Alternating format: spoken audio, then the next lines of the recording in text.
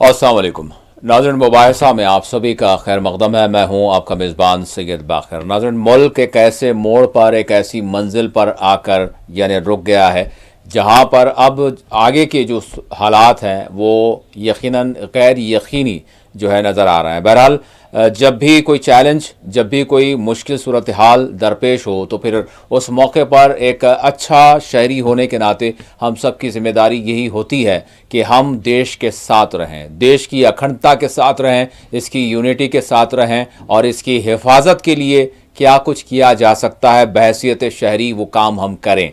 बहरहाल जिस तरह से 22 अप्रैल को जो पहलगाम में दहशतगर्दाना हमला हुआ था उसके बाद से जो सरगर्मियां चल रही हैं वो सरगर्मियां ऐसा मालूम हो रहा है कि अब जहां हम ठहरे हैं वो यानी बड़ा अहम है, एक ऐसा मोड़ है जिस वक्त समझने की ज़रूरत है हालात को, जिस वक्त यानी अपने हौसले को मजबूत बनाने की ज़रूरत है, अपनी यकजहती को जो है बनाए रखने की ज़रूरत है और अफवाहों पर हम ये कहेंगे कि बिल्कुल या तौर पर कोई तवज्जो ना दी जाए और साथ ही साथ सोशल मीडिया पर भी मुख्तलिफ गश्त करने वाली, जिनको आप और यानी एक आम एतबार से ख़बरें कहते हैं, दर हकीकत वो अफवाहें भी होती हैं।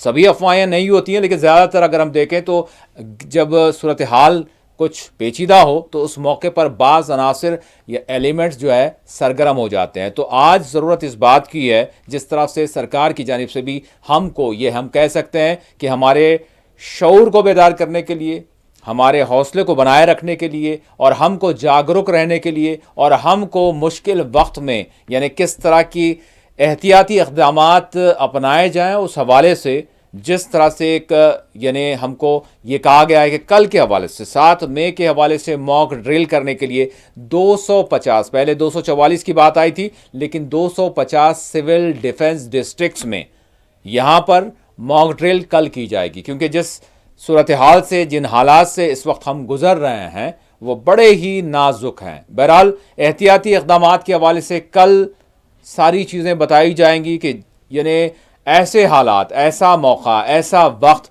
जब कोई नागहानी सूरत हाल आन पड़े, कोई चैलेंज जैसी सूरत हाल आन पड़े, वो कुछ भी हो सकती है, वो कुछ भी हो सकती है। बहरहाल कल उसकी तफसीलात सामने आएंगी, उसके हवाले से सारा वैसे उसका शेड्यूल जारी कर दिया गया है, हम उस पर भी बात करेंगे और कल का दिन कितना अहम है और इस वक्त यानी किस तरह की मीटिंग्स हुई, दिल्ली में किस तरह की सरगर्मियां चल रही हैं, उधर जम्मू कश्मीर में सरहदात पर किस तरह का माहौल है, शहरी इलाकों में क्या कुछ हालात हैं।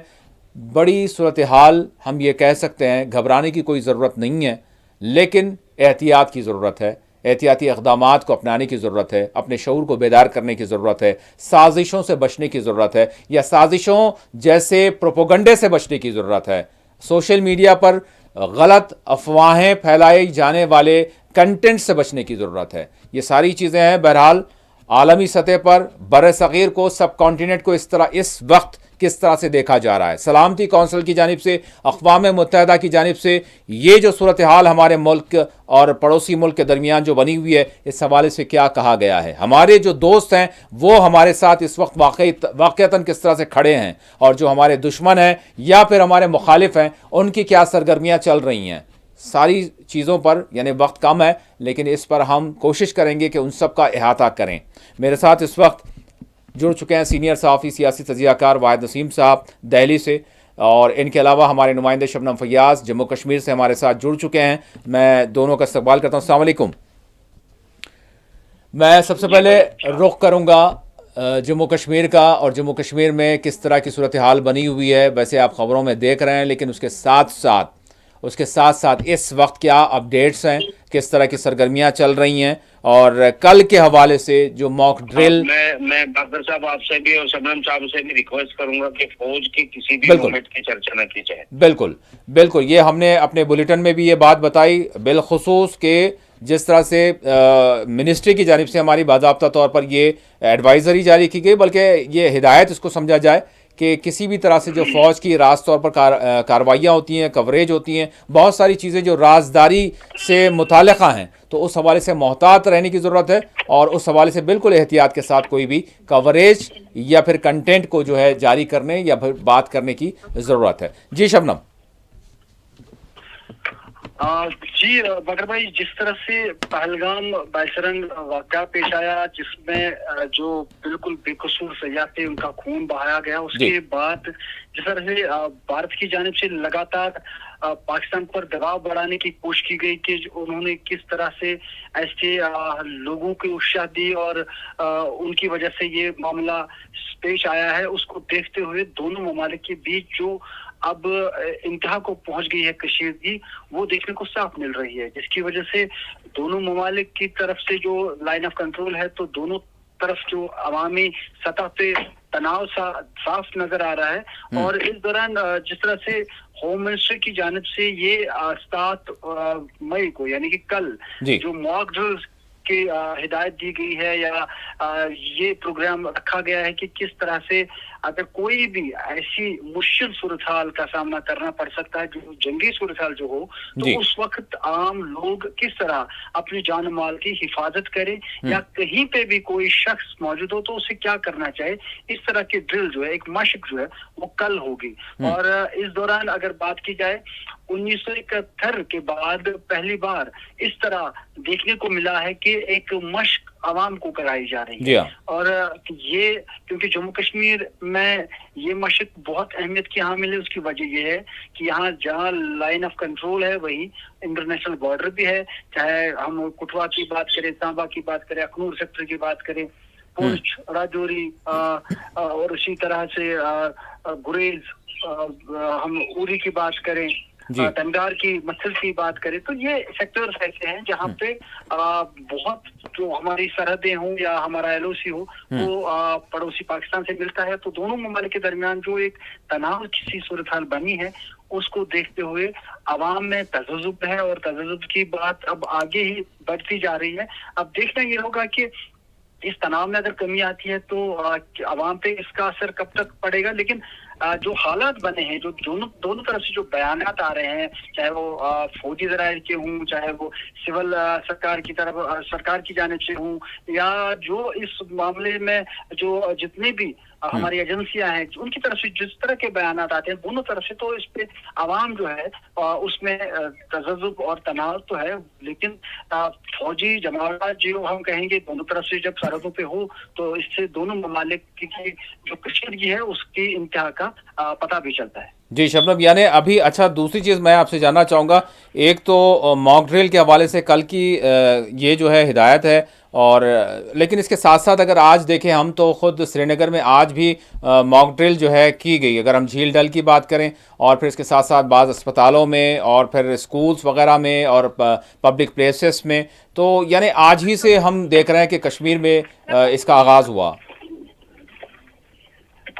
देखिए, स्कूलों की अगर बात करें तो बहुत सी चीजें ऐसी हैं जिनको देखना पड़ता है कि आप अवाम में इस तरह का इंतशार नहीं फैला सकते, अवाम को आप अवेयर कर सकते हैं। इंतशार और अवेयर में यही फर्क है। अवेयरनेस यानी कि जानकारी दी जाए कि किस तरह, जरूरी नहीं हो है कि जंगी हो जाएगी, लेकिन ये भी हमें सोचना पड़ेगा कि जो हालात है हो भी सकती है। तो इन दोनों चीजों में अवेयर लोगों को किया जाना चाहिए और किया गया है, जो मरकजी सरकार का एक अच्छा कदम है। लेकिन इस मशक के ऐलान के साथ ही आवाम में एक ताजा जुस्सा पैदा हो रहा है, और जो स्कूलों की हम बात कर रहे हैं या दीगर जो अवामी मुकामात है उनकी बात करें तो उनके लिए गाइडलाइंस है, उनके लिए एक एडवाइजरी है, उनके लिए ही ये मशक है क्या कुछ करना चाहिए, क्योंकि हमारी सरहदें, हमारा एलओसी बिल्कुल उसी मुल्क से मिलता है जिसके साथ हमारी इस वक्त कशीदगी बढ़ती जा रही है, और उस कशीदगी को देखते हुए अवाम के जान माल की हिफाजत को तरजीह दी जाती है। हालांकि जो फौजी जवान होते हैं वो हमेशा मुतहरिक रहते हैं, सरहदों पे रहते हैं और फ्रंट लाइन पे रहते हैं, लेकिन उसके बाद उनका मकसद होता है कि हम अपने लोगों की जान माल की हिफाजत करें, और वहीं पे जो सरकार होती है, सरकार की तरफ से भी इस तरह के इकदाम।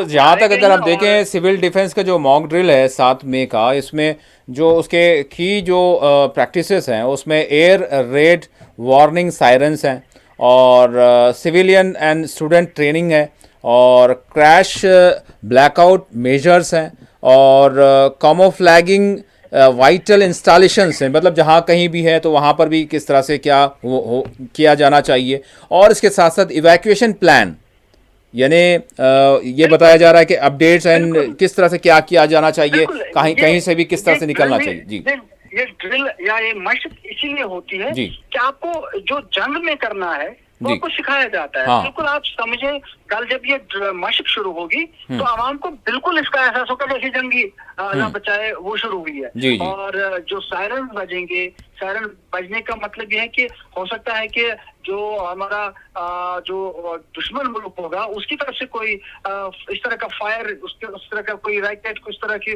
कोई जो कोई ऐसी शय में आ जाए जिससे धमाका हो और आम लोगों की जिंदगियां जो है वो खतरे में पड़े। जी उनको बचाने के लिए ही इस तरह की ड्रिल जो है वो जी कल कराई जाएगी। और अगर कहीं पे कोई डैमेज खुदा न खासा होता है तो किस तरह लोगों को, या कोई खतरा है किस तरह लोगों को वहां से निकाला जाए, जी ये हाँ। सारी चीजें सिखाई जाएंगी। और यही वजह है कि लेकिन 1971 के बाद जब पहली बार इस तरह हो तो जाहिर सी बात है इसमें तज़ब्ज़ुब में जो एक लेवल है वो जरूर बढ़ रहा है। जी शबनम, मैं आपकी तरफ आता हूँ। यहाँ पर नाज़रीन एक चीज़ मैं ज़रूर ये भी अर्ज़ कर दूंगा वाहिद साहब की तरफ जाने से पहले, वो ये है कि बिलखुसूस जिस तरह से आज हमारा माहौल ये बन चुका है कि जब भी कोई चीज़ होती है, यानी इवन अगर हादसा भी हो जाए तो बड़ी बदकिस्मती की बात है ये तो, यानी बजाय आप किसी की मदद करें, आज आलम ये हो गया कि कई सारे मोबाइल जो है हाथों में आ जाते हैं और वो जो है वीडियोस लेना या लाइव करना, इस तरह की मतलब इंसानियत सोच हम कहेंगे कि बदएहसासी की इंतहा होती है। तो बहरहाल इस दौरान भी ये कहा जा रहा है, ये बहुत सारी रिपोर्ट्स भी आ रही हैं और जो अहदेदार हैं वो भी ये कह रहे हैं कि आप मॉक ड्रिल के दौरान भी, यानी वीडियोग्राफी में या फिर मोबाइल निकाला और लाइव करने में या फिर जो है सेल्फी लेने वगैरह वगैरह, इस तरह की चीज़ें ना करें, क्योंकि इससे जो है नुकसान हो सकता है, इससे जो है इंफॉर्मेशन गलत भी जो है जा सकती है और इससे जो है ये भी कहा जा रहा है कि दुश्मन को भी कहीं ना कहीं कुछ फ़ायदा हो सकता है। तो इस चीज़ से भी आप लाइव से बचें, आप इंटरनेट के इस्तेमाल से या फिर कोई भी जो सोशल मीडिया साइट है उससे भी जो है बचें, क्योंकि लाइव उसकी जो है सीधे सीधे जो है यानी ब्रॉडकास्टिंग हो सकती है या फिर आप लाइव हो सकते हैं, तो कोई भी चीज़ हो सकती है जो आपके लिए मुश्किल का बाइस बन सकती है, देश के लिए मुश्किल का बाइस बन सकती है। तो इससे भी एहतियात किया जाए, ये भी जो है माहिरीन कह रहे हैं। बहरहाल वाहिद साहब, मैं जानना चाहूँगा आपसे कि हम जिस मोड़ पर इस वक्त आ चुके हैं, इसको आप किस तरह से देख रहे हैं? अब भी हम यही कह रहे हैं कि लोगों को वो हौसला रखें, एहतियाती ये इक़दामात हैं। जी वाहिद साहब,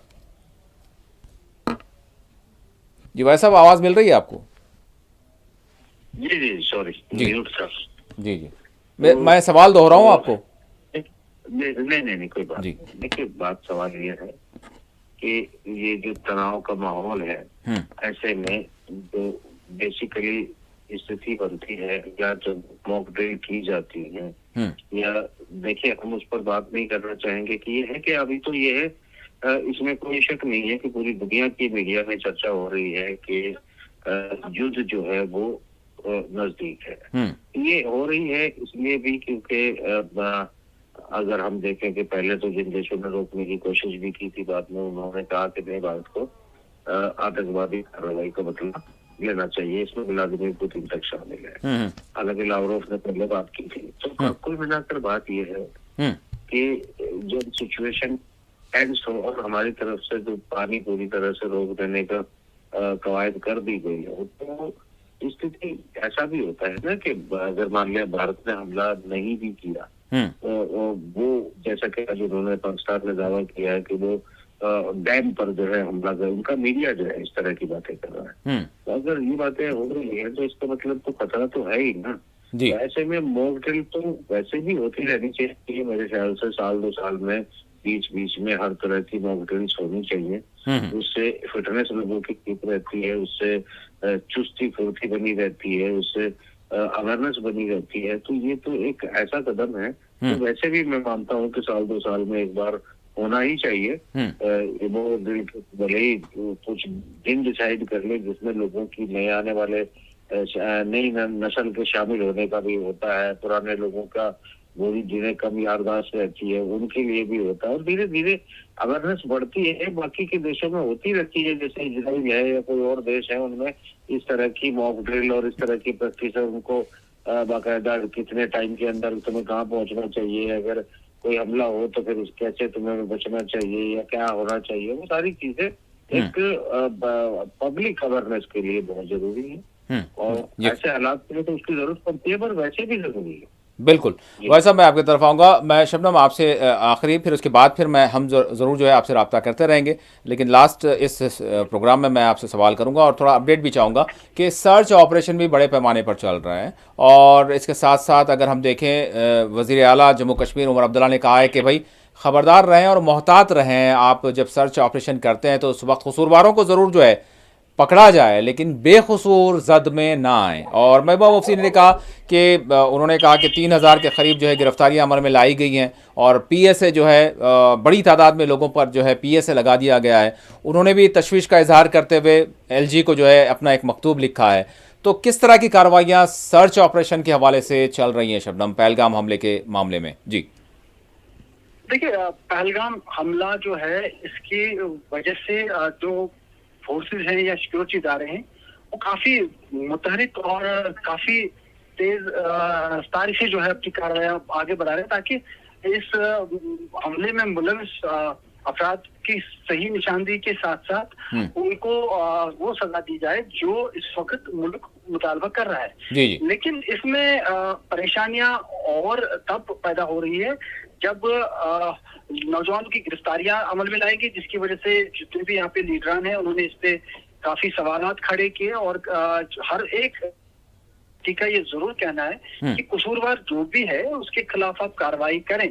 और लेकिन जो बेकसूर लोग हैं या आम लोग हैं या किसी भी शख्स को आप उठाते हैं और उसको उससे पूछताछ करते हैं, तो उससे उसका एतमाद जो है वो टूट जाता है। अगर कोई भी शख्स पे भी किसी भी छोटी मोटी वारदात में मुलविस है, फिर उसने वो तर्क किया वो रास्ता, और अब वो एक आम सी जिंदगी अपने मुल्क के तय खदमत करने के हवाले से काम कर रहा है, आगे बढ़ रहा है, तो उसको मौका दिया जाना चाहिए। और हर एक को मशकूक निगाहों से देखना, ये एक ऐसी कार्रवाई भी हो सकती है जिससे लोगों में और इंतशार बढ़ सकता है। और यही, चाहे वो पीडीपी की सदर महबूबा मुफ्ती हो, चाहे नेशनल कॉन्फ्रेंस के उमर अब्दुल्ला हो या फारूक अब्दुल्ला हो, उन्होंने जरूर इस तरह की बात की, या अल्ताफ बुखारी हो अपनी पार्टी के, इस तरह सदात लोन जितने भी यहाँ पे लीडरान हैं, सीपीआईएम के लीडर हैं मुजफ्फर शाह, कार्रवाइयों पर सवाल उठाए।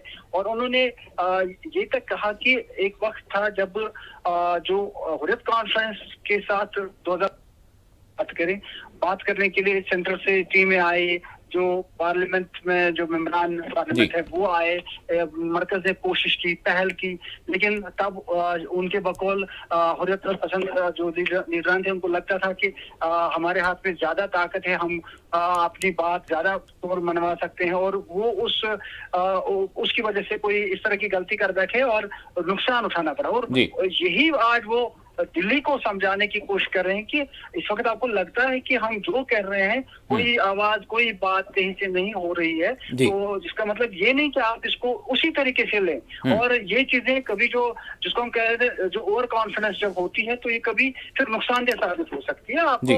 अगर आप किसी हद तक पहुंचे हैं, किसी हद तक आपने बड़ी अमन फैलाने या अमन को बढ़ाने में कोशिश की है और उसको बहाल करने में कामयाबी हासिल कर चुके हैं, लेकिन कहीं ऐसा ना हो कि कोई ऐसी कार्रवाई, कोई ऐसी बात ऐसी बने जिससे सारे के किराए पे पानी फेर सकता है। तो यही वो लीडरान जो है या वो पार्टियां जो है वो बार बार कह रही है, और यही आम लोगों की भी सोच है, और उनका यही मानना है कि इस तरह की कोई बात या कोई कोशिश, जब हर कश्मीरी ने घरों से बाहर निकलकर इस वाकये की मजम्मत की और उन लोगों को सख्त से सख्त सजा देने का मुतालबा किया, जिस तरह से कोने कोने में लोगों ने प्रोटेस्ट किया, कैंडल मार्च किया, इसका यह मतलब नहीं कि आप कश्मीरी को यहाँ भी कहेंगे कि वो शायद परेशान है या शायद वो एक भीख मांग रहा है कि यहाँ से यहाँ आने चाहे।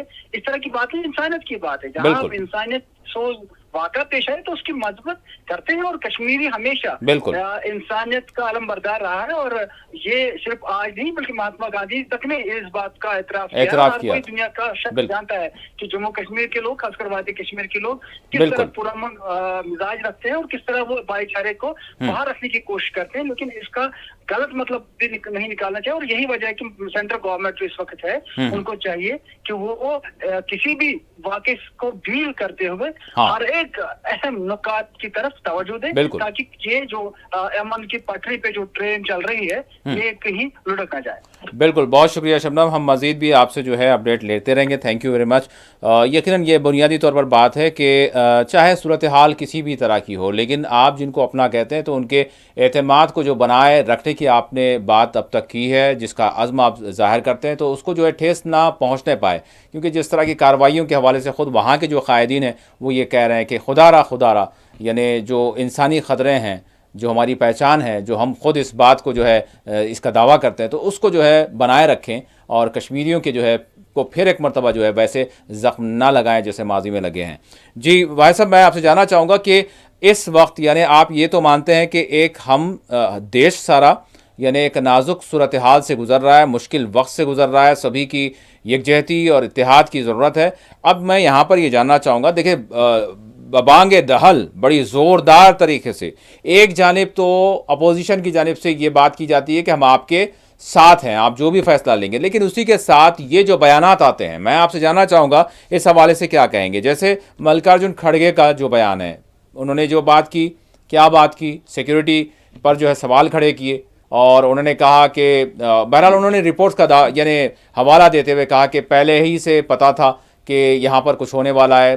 प्रधानमंत्री का दौरा जम्मू कश्मीर का होने वाला था, उन्होंने उसको मनसूख कर दिया और फिर जब आपको मालूम था तो एक चीज़ हो गई। दूसरी चीज़ मैं आपसे ये जानना चाहूँगा कि सत्यपाल मलिक फिर से जो है मैदान में आ गए हैं और वो भी यानी अनाप शनाप इस तरह की बातें कर रहे हैं। तो ये सत्यपाल मलिक साहब के खिलाफ जो है, मतलब इससे पहले भी उन्होंने बहुत सारे संगीन इल्ज़ामात आयद किए, तो कार्रवाई क्यों नहीं हो जाती ताकि ऐसे वक्त में जब देश एक रहे, इसका दिमाग जो है लोगों का जो है मुंतशिर ना हो, तो इनके खिलाफ जो है कार्रवाई क्यों नहीं होती या फिर इस तरह की बातें क्यों की जाती हैं? जी मेरे ख्याल से वो कहते थे, दावा तो किया था उन्होंने कि पहले उनके खिलाफ कोई कार्रवाई हुई थी, जी मगर अब की बार होती है कि नहीं होती है वो एक अलग मुद्दा है। मगर एक चीज मैं कहूँगा कि देखिए, एक बात जैसे शबनम फयाज ने कहा कि वहाँ जो लोकल नेताओं का कहना है, तो मेरा भी एक बात तो कहना है कि पाकिस्तान को जब कश्मीरी लोग नहीं मिले इस बार, तो उसने अपने लोगों को, क्योंकि ये हमारी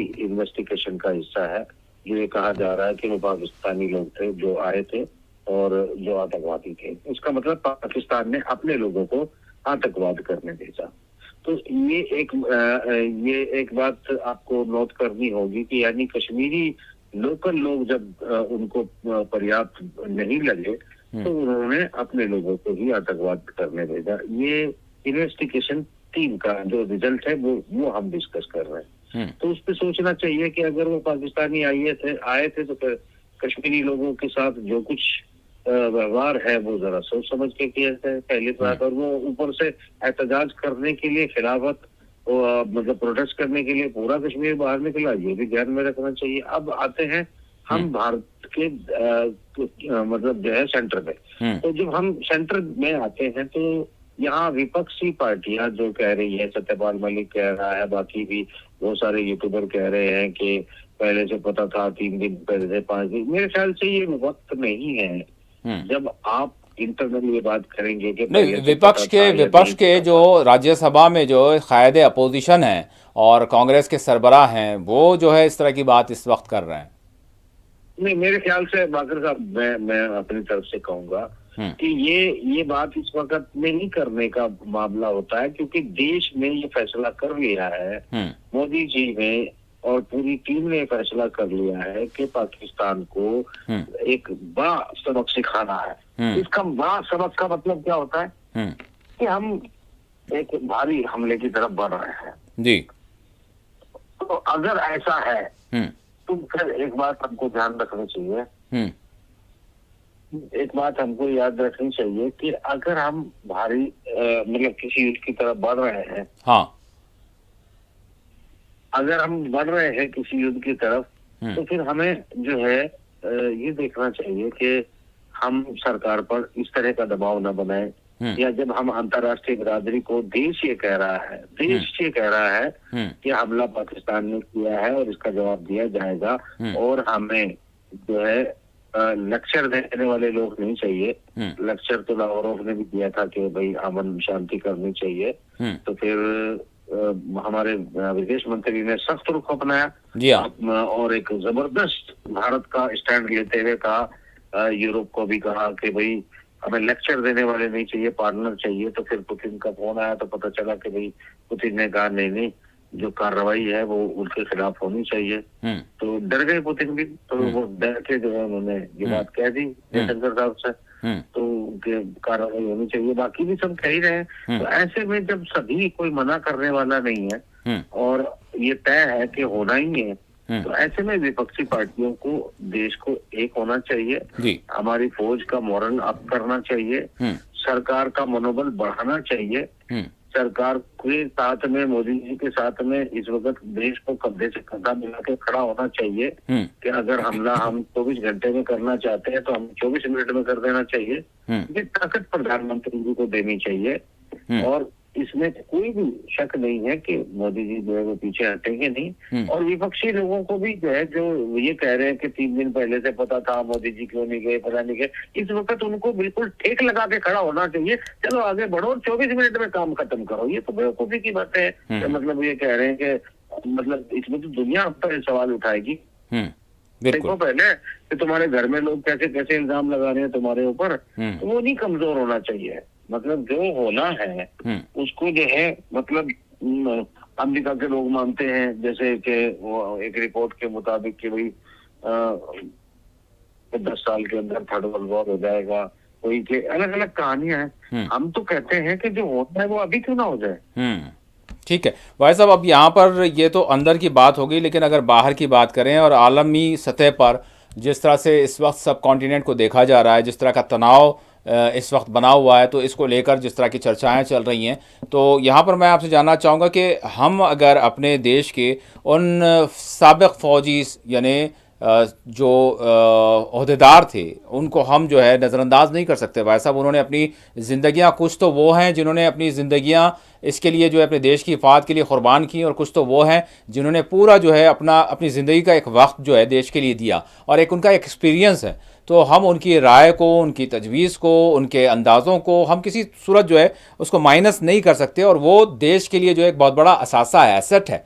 तो उसको जो है हम हमेशा उसकी यानी उसका एहतराम करते हैं, सारा देश करता है। बहरहाल नाज़रीन, उनके हवाले से मैं ज़रूर यहाँ पर एक छोटा सा ब्रेक लेंगे। ब्रेक के बाद मैं वाहिद साहब से कुछ सवालात करूँगा कि हमारे जो दिफाई तज्ज़ियाकार हैं, हमारे जो साबिक़ फ़ौजी हैं, उनके जो तजावीज़ हुआ करती थी उसमें पिछले 24 घंटों में मेरा ये ऑब्ज़र्वेशन है कि कुछ तब्दीली, और कुछ अल्फाज की तब्दीली, कुछ जुमलों की तब्दीली, कुछ अंदाज़ की तब्दीली वो देखी है। तो वो क्या है, मैं वाहिद साहब से ज़रूर जो है सामने बात रखूँगा और उस हवाले से हम सवाल करेंगे, ताकि हम समझ सकें ये मौजूदा जो सिचुएशन है वो किस तरह की सिचुएशन है और देश जो है किस तरफ बढ़ रहा है। एक छोटा सा ब्रेक लेते हैं, ब्रेक के बाद दोबारा हाजिर होंगे। नाज़रीन, ब्रेक के बाद मुबाहिसा में आप सभी का दोबारा खैर मकदम है। आज हम बात कर रहे हैं जिस तरह की सिचुएशन, जिस तरह के हालात इस वक्त यानी मुल्क पर आन पड़े हैं, इस हवाले से हम बात कर रहे हैं। कल जिस तरह से मॉक ड्रिल होगा, 250 डिफेंस सिविल जो डिस्ट्रिक्ट्स हैं उसमें, बिलखुसूस जो बॉर्डरिंग स्टेट्स हैं वहाँ पर यानी इस पर ज़्यादा तवज्जो दी जाएगी और लोगों को यानी जागरूक किया जाएगा, उनको जो है मालूमात फराहम की जाएंगी। तो बहरहाल ये जो सिचुएशन है, जिस तरह के हालात हैं उसमें किस तरह के एहतियाती इक़दामात होने चाहिए, उस हवाले से हमारे प्रोग्राम का मकसद भी यही है। इसके साथ साथ जो ख़बरें सामने आ रही हैं, जो रिपोर्ट सामने आ रही हैं, तो उसका जो बैकग्राउंड है, उसका जो पस मंज़र है, उस पर भी हम बात कर रहे हैं कि कौमी क़ायदीन की जानिब से क्या कहा जा रहा है, अपोजिशन की जानिब से क्या कहा जा रहा है, और फिर इंटरनेशनली आलमी सतह पर इस वक्त जो सब कॉन्टिनेंट के बर-ए-सग़ीर के जो हालात बने हुए हैं, इस पर किस तरह की नज़र रखी जा रही है और क्या तबसरे चल रहे हैं। तो तबसरों का तबसरा हम करने की कोशिश कर रहे हैं। भाई साहब, मैंने ब्रेक से पहले जाने से पहले जिस तरह से अर्ज़ किया था वो यही है कि कुछ थोड़ा सा नरेशन जो है हमारे जो साबिक़ जो फ़ौजी ओहदेदार हैं, जो हमारी मीडिया पर भी जो है आते हैं, उनकी तजावीज़ बड़ी जो है काबिल क़दर होती हैं, तो उनके थोड़ा सा कहने में, बात में और नज़रिए में थोड़ी तब्दीली मैंने कुछ यूँ देखी। वो ये कि अमेरिका के हवाले से ये कहा गया कि हम अमेरिका पर बिलीव नहीं कर सकते, हम जो है अमेरिका की पॉलिसी पर हम बिलीव नहीं कर सकते। बाज़ ने तो ये भी किया कि चाइना को और अमेरिका को एक जो है यानी सेगे में एक जो है उसमें शामिल कर दिया, एक क़तार में उनको लगा दिया, और कहा कि हमारे जो दोस्त हैं उनमें व्लादिमीर पुतिन का तो हमको जो है फ़ोन आ गया प्रधानमंत्री को, उन्होंने पूरी ये अपना आश्वासन दिया कि हम आपके साथ हैं, आप जो चाहें वो, आप जिस तरह चाहें वो करें, हम आपके साथ मुकम्मल तौर पर ठहरे हुए हैं। एक ये रशिया की जानिब से हो गया क्योंकि ऑब्वियसली हमारा दोस्त है, और दूसरी जानिब अमेरिका के हवाले से ये कह दिया गया कि नहीं, इस पर बिलीव नहीं किया जा सकता, वो यानी चाइना के साथ उसको ठहरा दिया गया, बिल्कुल बिलीव नहीं किया जा सकता। जबकि वही जो हमारे डिफेंस एनालिस्ट होते थे वो अमेरिका के हवाले से बहुत सारी बातें करते थे कि उससे हमारा ये हो गया, बिलखुसूस डोनाल्ड ट्रंप के हवाले से। तो ये एक चेंज हुआ है। दूसरी बात मैं आपसे जानना चाहूँगा कि ये उन्होंने कहा कि हमारा जो हकीकी मानों में दोस्त अगर हम कहें तो वो है यानी इज़राइल, फ्रांस और फिर इसके साथ साथ रशिया। तो अमेरिका के हवाले से थोड़ी सी तब्दीली हमने देखी है। बहरहाल हमारा जो नरेशन रहा है वो नाज़रीन अच्छी तरह से जानते हैं। जी भाई साहब, इजराइल और फ्रांस और रशिया आपके साथ है मुकम्मल तौर पर, वैसे तो सारी दुनिया है। जी, फ्रांस का तैयारा, रफाल, बोफोर्स तोप, हमारे डिफेंस इक्विपमेंट में फ्रांस का एक बहुत बड़ा स्टेक है। अगर मैं कहूँ कि रशिया के बाद जो है लार्जेस्ट स्केल पे जो किसी का स्टेक है तो वो फ्रांस का है रशिया के बाद, तो उसको तो रहना ही होगा। रशिया का भारी स्टेक है, मगर वो इस बीच में बात यह है कि रशिया S-400 चाइना को भी देता है, S-400 भारत को भी देता है। अब इसमें कैसे रशिया संतुलन बनाएगा? रशिया क्योंकि चाइना का इस वक्त अगर सबसे बड़ा कोई खैर खां है तो वो रशिया का ही है। अमेरिका के साथ जो ट्रेड वॉर चला या फिर वॉर की संभावना है उसमें रशिया ही चाइना के बैक पे खड़ा हुआ है जी। और ऐसे में मुकम्मल तौर पर पहले लावरोव का ये बात कर रहा कि भाई जो अमन के लिए कुल मिला के अमन की बात की जाए, और फिर हमारे जो गुस्सा था देखने के बाद उनको समझ आया तो फिर पुतिन ने कहा कि नहीं नहीं हम तो तुम्हारे साथ ही खड़े हैं। तो इन बातों में ना कुछ एक सोचने लायक भी कुछ बातें होती हैं। अच्छा, इसमें अमेरिका का चाइना के खिलाफ क्वाड में हमारा सहयोगी होना, साउथ चाइना सी में स्ट्रेटेजिक पार्टनर होना, बेका एग्रीमेंट साइन करके रखना, तो आप अमेरिका को इसलिए अगर आप पूरा का पूरा मामला देखें रशिया का नाम बहुत बाद में आया है। वो भी कौन, व्लादिमीर पुतिन ने किया या मशवरा लावरोव ने दिया। भारत के प्रधानमंत्री कल परसों जो है जाने वाले थे रशिया, वो नहीं गए। फिर हमारे रक्षा मंत्री जाने वाले थे, उन्होंने भी कैंसिल कर दिया। तो रशिया क्या कहता है ये महत्वपूर्ण इसलिए नहीं है क्योंकि अगर हम उनकी कोई औकात ही नहीं मानते हैं तो उनके होने ना होने से क्या फर्क पड़ता है? नहीं, दोस्त की फहरिस्त में तो सबसे सर फहरिस्त रशिया ही है। नहीं, मुझे लगता है कि अमेरिका हमारे साथ बहुत ज्यादा है। नहीं, अभी तो कहा जा रहा है कि अमेरिका पे बिलीव नहीं किया जा सकता, ये बात की जा रही है कि उस पर भरोसा नहीं किया जा सकता, बिल्कुल जिस तरह से डोनाल्ड ट्रंप की जो पॉलिसी है। अब ये भी अच्छा सवाल ये भी हुए कि भाई डोनाल्ड ट्रंप की जीत के लिए तो हमारे पास हवन हुआ कर रहे थे, तो फिर मोदी जी से बड़ी अच्छी केमिस्ट्री है, तो ये भी सवाल हुए उनसे। तो उन्होंने कहा कि ठीक है वो अपने मकाम पर है, लेकिन हम अभी अमेरिका पे बिलीव नहीं कर सकते। तो ऐसा क्या हुआ? वो उसी बयान को हम देख सकते हैं कि पाकिस्तान से भी हम करीब हैं, हिंदुस्तान से भी करीब हैं। देखें तो अमेरिका देखिए ना, अगर मीडिया को देखें तो सुबह से रात तक अमेरिका, सुपर पावर अमेरिका ने ये किया, अमेरिका का कुत्ते ने ये बोला, उसकी बिल्ली ने ये बोला, उसकी चिड़िया ने वो बोला। यहाँ अमेरिका के सिवा किसी बात की चर्चा ही नहीं होती और बिलीव उस पर नहीं करते तो किस पे करते? अब ऐसी बातों पर बात करता है मुझे गुस्सा आता है। पूरा भारतीय मीडिया, पूरा का पूरा एनालिस्ट, पूरे का पूरे कल तक तो चुप्पल पावल अमेरिका करते। आज अमेरिका में क्या कुछ नहीं भाई साहब, थोड़ा सा यहाँ पर मोहतात रहने की बात वो ये है कि सिर्फ अगर मीडिया इस तरह की बात करता तो ठीक था। मैं तो उन हमारे जो साबिक फौजी ओहदेदार हैं, इज़्ज़त माप मैं कहूँगा, तो उनकी जानिब से ये बात की जा रही है, वो ये कह रहे हैं, तो मतलब उनका तजुर्बा और उनकी सारी चीजें। उनको तो ये पता है ना कि भारत में हथियार किसके आते हैं, अमेरिका कैसी पॉलिसी चलता है, सवाल उनकी नहीं ना। तो जो हमारे डिफेंस के रिटायर्ड लोग हैं, हाँ बिल्कुल वो कह रहे हैं ना, बात ही नहीं ना। वो कह रहे हैं कि अमेरिका पे देखिए, बिलीव देखो, हम नहीं कर सकते, आपको सो भी नहीं कह रहे हैं, जनता लेकिन का बहुत सारे कह सेंटिमेंट रहे हैं। देखना चाहिए। आपको जनता का सेंटिमेंट देखना पड़ेगा। हाँ, इजराइल की बात पूरे की के जा रही है कि पूरे इजराइल संगठन भारत का अच्छा दोस्त है, नाम- फ्रांस भारत का अच्छा दोस्त है, और रशिया भारत का अच्छा दोस्त है। तो ये इनसे जो है हमको फिलहाल, अच्छा ये तो बात हो गई बाहर के जो है किससे किस तरह की मदद हो रही है वगैरह वगैरह। लेकिन इसके अलावा मतलब भारत की खुद की अपनी जो है ताकत है, जिस तरह से ब्रह्मोस की बात आज की गई, सारी उसकी तफसीलात जारी की गई और बताया गया कि पाकिस्तान का कोई इलाका ऐसा नहीं है जो इसके निशाने से जो है परे हो सकता है, बाहर हो सकता है। तो ठीक है, वो कोई सपोर्ट करे ना करे, ये एक तब्दीली आई है, इस हवाले से मैंने आपसे सवाल किया। नहीं नहीं, ये सही बात है आपकी बात, मगर ये इसमें भी कोई शक नहीं है कि पाकिस्तान का तो क्या, अफगानिस्तान तक का कोई इलाका ऐसा नहीं है जो भारतीय मिसाइलों की जद से बाहर हो। जी हाँ। भारत के पास ब्रह्मोस के बहुत सारे मॉडल हैं। उसके अलावा हमारे पास एयर डिफेंस सिस्टम, त्रिशूल और इस तरह की बहुत सारी चीजें हैं जो हमने रशिया की पार्टनरशिप में बनाई है। जी। तो रशिया की पार्टनरशिप में जो हमारी अपनी यहाँ बनी हुई है मेक इन इंडिया, उन मिसाइलों की बड़ी खेप हमारे पास है। तो सवाल ये उठता है कि हमें अमेरिका के इस वक्त में अगर चाइना पाकिस्तान को मदद करता है तो हमें इजराइल की तरफ से जो बड़े जहाज हैं, जो स्टेल्थ है, वो शायद हमें रफाल के अलावा भी जरूरत पड़ जाए तो उनको तुरंत ऑफर करने चाहिए कि वो हमें उनके F-15, F-35 जो इजराइल के पास है जहाज, वो हमें मदद के लिए भेजने चाहिए। अमेरिका के पास F-35 बेहतरीन है जो अमेरिका को, चाइना को भी छक्के छुड़ा सकता है। तो वो भी कुछ उनको कम से कम एक स्क्वाड्रन था उसको भी अमेरिका को भी भेजनी चाहिए और मीडिया को भी ये बात की सिफारिश करनी चाहिए।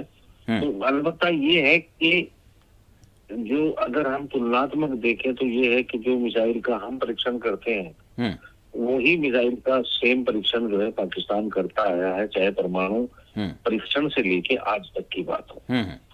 तो नई एक और उन्होंने जो है फतेह का परीक्षण अभी इसी दौरान किया और फतेह की भी 2 सीरीज का किया। हमने भी जो है C-9 का परीक्षण किया है। सवाल ये होता है कि परीक्षण भी चल रहे हैं, मॉक ड्रिल्स भी चल रही हैं। यहाँ जो सवाल उठता है वो ये है कि पाकिस्तान को हम चाइना का दोस्त माने या पाकिस्तान को हम अमेरिका का दोस्त माने। अगर हम अमेरिका का दोस्त मानते हैं तो आज के सुर बदलने से पहले हम जिस तरीके से America, Donald Trump, America, JD Vance, Tulsi Gabbard, हम सिर्फ इन्हीं की चर्चा कर रहे हैं अगर पूरी तरह से जी, तो सवाल ये उठता है कि पाकिस्तान का कोई भी जनरल जब वो शपथ ग्रहण करता है तो सीधे पेंटागन जाता है। जी बिल्कुल। और वो पाकिस्तान के जो बेसिकली पॉपुलर लीडरशिप है उसके साथ बात भी नहीं करता, वो सीधे जाता है पेंटागन से कुछ इंस्ट्रक्शन लेके आता है। कभी 5 दिन रुकता है, कभी 10 दिन रुकता है और कभी भी पेंटागन अमेरिका के उसको बुलाता है पाकिस्तान के आर्मी चीफ को जी, और वहां के आर्मी ऑफिसर, ब्रिगेडियर, इनकी सबकी ट्रेनिंग भी होती है। और हम शुरू से लेके अभी तक अगर देखें तो ओवरऑल ये मान के चलते हैं कि पाकिस्तान एक अमेरिका की टेरिटरी है, मगर पाकिस्तान से ज्यादा अब हमारे संबंध बेहतर हैं क्योंकि हम बिना टैरिफ के उनकी जो डील थी उसे मानने के लिए तैयार हो गए हैं। उनके साथ हमारे बड़े व्यापारिक संबंध हैं। तो अब अगर दोनों ही का झुकाव टोटल अमेरिका की तरफ है तो क्या ये काम अमेरिका पर हम सीधे दबाव बनवाने में असफल रहे हैं कि ऐसे टेररिज्म से क्यों ना रोका जाए जी, या फिर क्यों इसका इलाज ना कर दिया जाए या क्यों इस पर पाबंदियां ना लगा दी जाए। तो बहुत सारी बातें हैं जो बेसिकली यानी अमेरिका के साथ जो हमारे ताल्लुकात हैं उस पर यानी एक नज़रसानी होनी चाहिए। जब ऐसे वक्त पर अगर अमेरिका काम नहीं आता है तो यहाँ पर ये सवाल बनता है। अच्छा भाई साहब, इस वक्त मैं जानना अगर हम चाहूँगा। अमेरिका का दिन रात गुणगान करते हैं, अगर हम अमेरिका का दिन दिन रात गुणगान करते हैं, जब हम पाकिस्तान से भी हथियारों की कंपैरिजन करते हैं तो हम अमेरिका के या इजराइल के हथियारों को ही आगे रखते हैं, तो सवाल ये उठता है कि मैं बड़ा कंफ्यूज हो जाता हूँ कभी कभी कि हम चाहते क्या, मतलब कूटनीतिक संबंधों में हम क्या चाहते हैं। क्योंकि जब ट्रंप ने कोई बात कही तो हमारे विदेश मंत्री का कोई जवाब नहीं आया, जब यूरोप ने भी कोई बात कही तो कोई जवाब नहीं आया, जब लावारोफ ने कहा कि हमें अमन की तरफ बढ़ना चाहिए और हमें इसको जो है हम शांति के साथ जो है हल करना वो चाहिए। सुलह कर सकते जी हैं। जी। और ये बात जो है इस पर मतलब कहा, हालांकि जब यूक्रेन के दौरे पर हमारे प्रधानमंत्री थे तो उन्होंने रूस को ये कहा था कि युद्ध का नहीं बुद्ध का दौर है। हाँ जी। और फिर उन्होंने अपनी मीडिया को भी कहा था कि मैंने पुतिन को भी ये कहा कि ये युद्ध का नहीं बुद्ध का दौर है। हाँ और ये स्टेटमेंट अमेरिकी मीडिया को भी दिया कि युद्ध का नहीं बुद्ध का दौर है जी। इसीलिए शायद जो है वो लावरोफ ने कह दिया होगा कि बुद्ध का दौर है तो अमन की बात कर लेना जरा। तभी हमने एक जवाब दिया, जब अच्छा जवाब बड़ा कि भाई करारा जवाब दिया अपने दोस्त को। हमें भाषण देने वाला नहीं चाहिए, पार्टनर चाहिए। तो अब पार्टनर के तौर पर हमें क्या चाहिए भाई, अगर हमारा झुकाव तो सब अमेरिका की तरफ दिखे जी, मीडिया का, पब्लिक का, नेताओं का, और हथियारों की बात हम जो है पार्टनर के तौर पे जब लड़ना हो चीन से या पाकिस्तान से तो रूस चाहिए। ये एक थोड़ा सा कॉन्ट्रडिक्शन नजर आ रहा है। रूस चाहिए कि अमेरिका चाहिए? हाँ बिल्कुल ठीक है भाई साहब, अब इस पर तो जो है इस पर तो नहीं हो सकते। हाँ, ये इस पर भी चर्चा होनी चाहिए। बहरहाल इस पर भी हम अगले प्रोग्राम में बात करेंगे और देखेंगे। अच्छा, यहाँ पर एक चीज़ मैं जानना चाहूँगा क्योंकि वक्त कम है हमारे पास। इस वक्त भी अगर हम देखें तो 3 किस्म की राय हमको मिल रही है भाई साहब। यानी ये वो चीज़ है जिसके हवाले से देश का यानी देश चिंतित है मैं कहूँगा, और फिर साथ ही साथ वो लोग जो मुतासरा हैं वो मुंतज़िर भी हैं, और जो मुतासरा लोगों, न सिर्फ मुतासरा लोग बल्कि उनके गम में जो बराबर का सारा देश है वो भी इस चीज़ का मुंतज़िर है। अब इस दरमियान जो एक यानी कि जब भी कोई नाजुक सूरत हाल या फिर ऐसे दुश्मन से मुकाबले के मामलात वक्त आता है तो उस वक्त हमेशा ये हुआ है कि एक जानिब मीडिया होता है, एक जानिब जो है हर तरह से, आज का दौर तो वो है AI का दौर है, तो इसमें मुख्तलिफ़ तरीक़ों से यानी जो एक फ़िक्री हम कहेंगे, ख़यालात के ज़रिए हम कहेंगे कि वो भी एक किस्म की जो है एक जंग छेड़ दी जा रही है हर तरह से। तो इसमें कहीं ना कहीं कुछ लोग हम ये कह सकते हैं जानते हुए या अनजाने में उसका शिकार हो जाते हैं। तो उससे निकलना जो है हमारी एक अच्छा शहरी होने के नाते जो है कहीं ना कहीं हमारी जो जिम्मेदारियां हैं। तो वैसा मैं जानना चाहूँगा कि 3 तरह के जो है हमको जो है सोच नज़र आ रही है इस वक्त भी। कुछ वो कह रहे हैं कि भाई ये जो कुछ चल रहा है तो इसका जो है वाकई जो है एक सख्त यानी सज़ा दी जाएगी जो भी इसके ज़िम्मेदार हैं, और हमेशा के लिए जो है मामला जो है तमाम कर दिया जाएगा और बड़ा जो है फ़ैसला होगा, बड़ी सज़ा होगी, बड़ा मामला होगा। दूसरे कुछ वो हैं, वो ये कह रहे हैं कि भाई वक्तिया ये सारी चीज़ें नज़र आ रही हैं और ऐसा कुछ भी नहीं है। और तीसरे वो हैं ये कह रहे हैं कि भाई होगा लेकिन उतना बड़ा जिस तरह से कहा जा रहा है ऐसी कोई बात नहीं है, मुख्तसर सा होगा। मतलब ये मुख्तसर की बात करने वालों को भी सोचना चाहिए कि भाई बड़ी सज़ा की बात की गई है, आप मुख्तसर की बात कर रहे हैं। और उनको भी सोचना चाहिए जो ये कह रहे हैं कि भाई ऐसा कुछ नहीं होगा, मामूली बात नहीं है, फ़िलहाल हालात इसकी जो है इजाज़त नहीं देते। बताइए मतलब क्या क्या लग रहा है, लोगों को क्यों बहकाया जा रहा है, लोगों को कंफ्यूज क्यों किया जा रहा है? जब तक देश जो है सरकार के साथ नहीं होगा ना, जब तक सरकार कुछ नहीं कर पाएगी। जी हाँ, मैंने कहा आवाम साथ है जी। दूसरी बात मीडिया वालों को भी साथ रहना चाहिए, उन्हें भी जो खिलाफत कर रहे हैं उन्हें भी, कि देखिए अपने प्रधानमंत्री पे भरोसा करना चाहिए, गृह मंत्री पे उनसे भी ज्यादा भरोसा करना चाहिए, रक्षा मंत्री भी बात उनकी दोनों की मानते हैं, ये भी मान लेना चाहिए जी।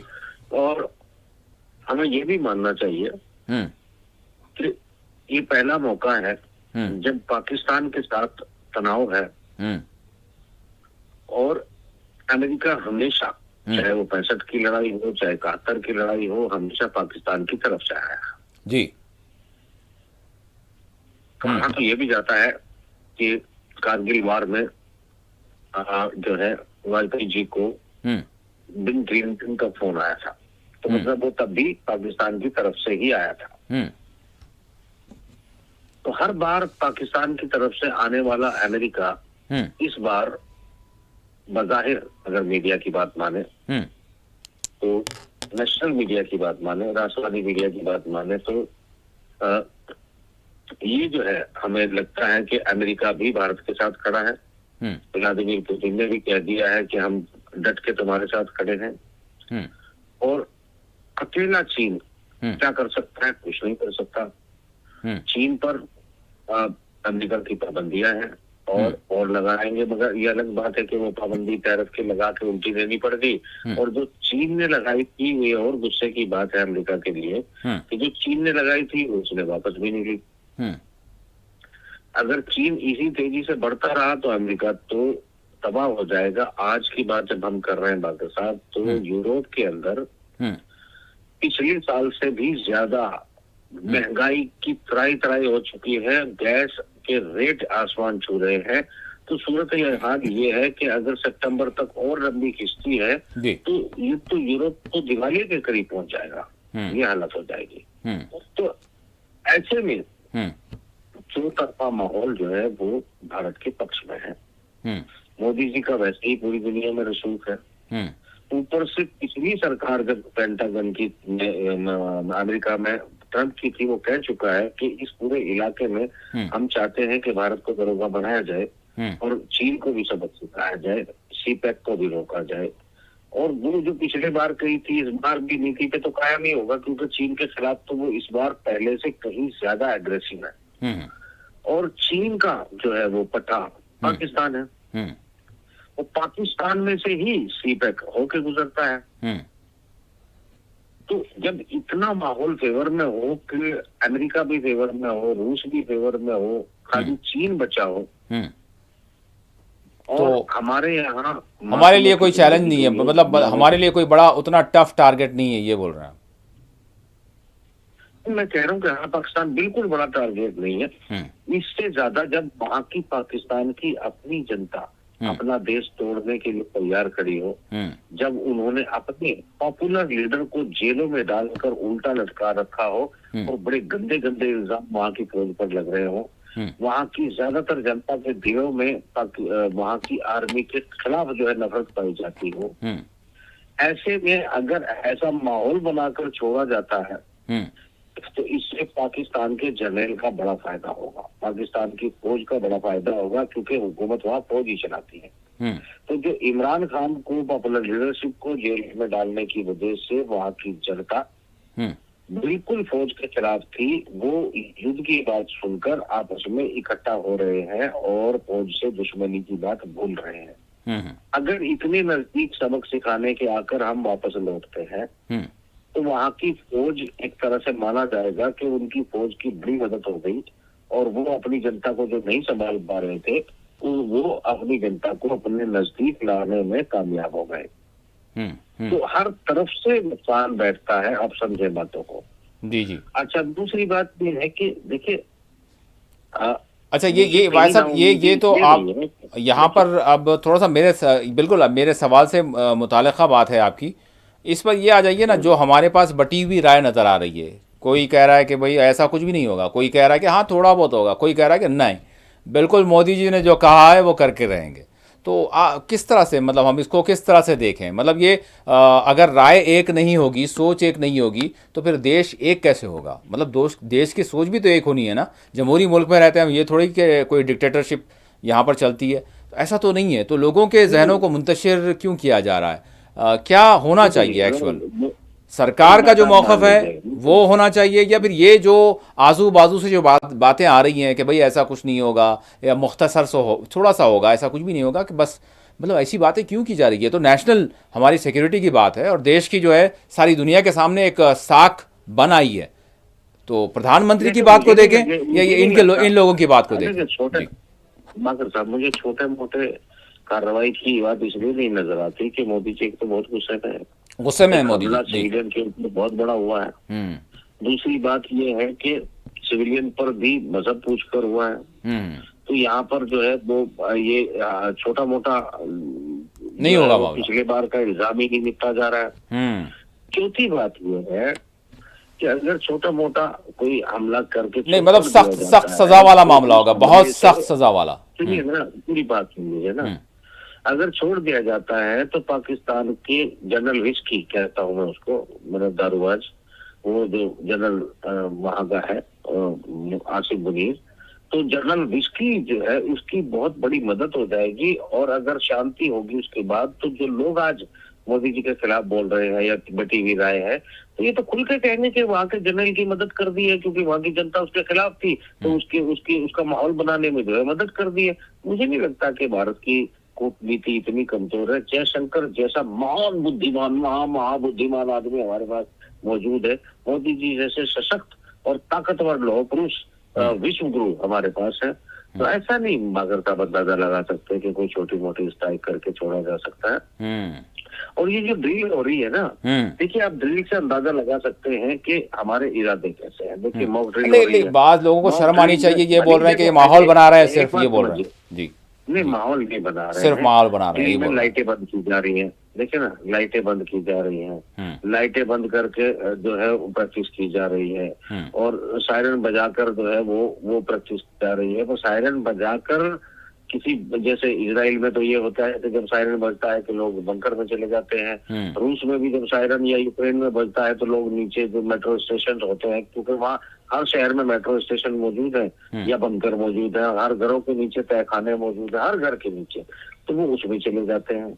बट मेरे ख्याल से भले हमारे यहाँ जो है तहखाने लोगों के पास ना हो, बंकर ना हो, हर जगह मेट्रो हो ना हो, तो मतलब बेसिकली सायरन बजाकर, और उनको ये भी ट्रेनिंग ना हो कि फिर हमें किस तरह के इंतजाम करने चाहिए कि हम छींटों से बच सकें, अपने आप को बचा सकें। ऊपर से जो लाइट वाला मामला है, ये तो कमाल ही है ना। देखो ये कमाल क्यों है? ये तो इसलिए कमाल है कि पाकिस्तान जो है एक पुराने जमाने का देश है। अच्छा। वो मतलब आज से 70 साल पहले या फर्स्ट वर्ल्ड वॉर के टाइम में जिंदगी गुजार रहे वो लोग।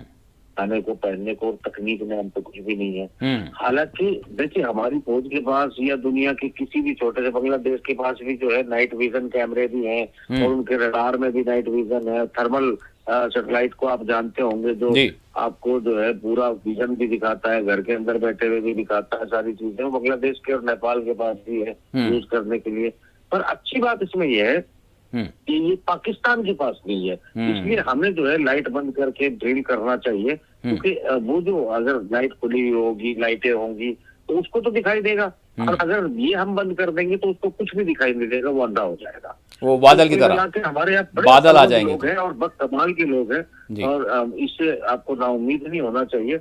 जबरदस्त लोग हैं हमारे यहाँ। ये थर्मल विजन और नाइट विजन और ये सब कुछ जो है पाकिस्तान तक अभी पहुंचा ही नहीं है। तो ऐसे में इस तरह की ड्रिल करना, जब बंकर ना हो तो सायरन बजाना। भाई साहब, एक 2 मिनट है हमारे पास, आप लोगों को क्या कहेंगे कल के दिन के हवाले से? प्रैक्टिस करना, और जो है जब पाकिस्तान के पास कुछ ना हो, नाइट विजन ना हो, थर्मल विजन ना हो, तो ऐसे में लाइट बुझा के प्रैक्टिस करना, ये कमाल की तकनीक है हमारी। इसको आपको सराहना चाहिए। बिल्कुल बिल्कुल भाई साहब, बस 1 मिनट में मैं चाहूँगा कल के दिन के हवाले से, वाकई जो है सारे देश को एक मुजाहरे की ज़रूरत है, और बिलखुसूस जो सरकार की जानिब से जो कुछ कहा जा रहा है, और फिर यानी संपर्क में रहें, यानी एक किस्म की हम ये कह सकते हैं कि हमारे लिए एक मौका है सबके लिए। और ये जो कुछ सोशल मीडिया पर इस पर जो चल रहा है, इस हवाले से आप क्या कहेंगे भाई साहब? एक ही मिनट है हमारे पास। कल का दिन कितना अहम है हमारे लिए, बिलखुसूस देश के लिए? देखिए, अगर मैं ये देखूं कि अगर मैं थोड़ा सा आगे पीछे चला जाता हूँ 3 साल पहले, तो इसी तरह यूक्रेन के सरहदों के आसपास जो है रशिया ने अपनी जो है वो ड्रिल शुरू की थी, प्रैक्टिस शुरू की थी, और वो धीरे धीरे वो बंद भी नहीं हुई थी, वो एस्केलेट होकर जो है वो कीव तक पहुंच गई थी। तो मेरे ख्याल से इसमें मैं आपको जवाब मिल गया होगा जो एक्सपेक्टेशन है। बाकी जो लोग ये कह रहे हैं कि सिर्फ दिखावा है, ये है वो है, पागल है। देश की स्थिति ऐसी है ही नहीं। उधर देखो हमारे जो है अडानी जी फंसे, वो उनको भी काफी राहत अमेरिका से मिलते हुए नजर आ रही है। अमेरिका को भी जो है भारत की जो चौधराहट है वो इस इलाके में चाहिए चीन के खिलाफ भी। तीसरी बात ये है कि ऐसे में मतलब आप समझ सकते हैं कि हमारे जो धर्म पूछकर मारे गए हैं तो देश की जनता भड़क उठेगी। तो हर तरफ से माहौल बिल्कुल माकूल समझे, तैयार ये बहुत बड़ी मजबूरी समझे। बिल्कुल सख्त सज़ा का जो है, सख्त से सख्त सज़ा का जो है ये वक्त है। बिल्कुल बिल्कुल सारा देश जो है मोदी जी के साथ, प्रधानमंत्री के साथ और मरकज़ी सरकार के साथ पूरा देश ठहरा है। अब बस वो क्या करने वाले हैं, बस उस पर जो है सभी जो है इत्तेफाक रखते हैं। बहुत बहुत शुक्रिया वाहिद साहब, वाक़तन कल का दिन बड़ा अहम है और कल की जो ड्रिल है ये सबके लिए जो है यानी सोचने, समझने, देखने के लिए एक मौका है।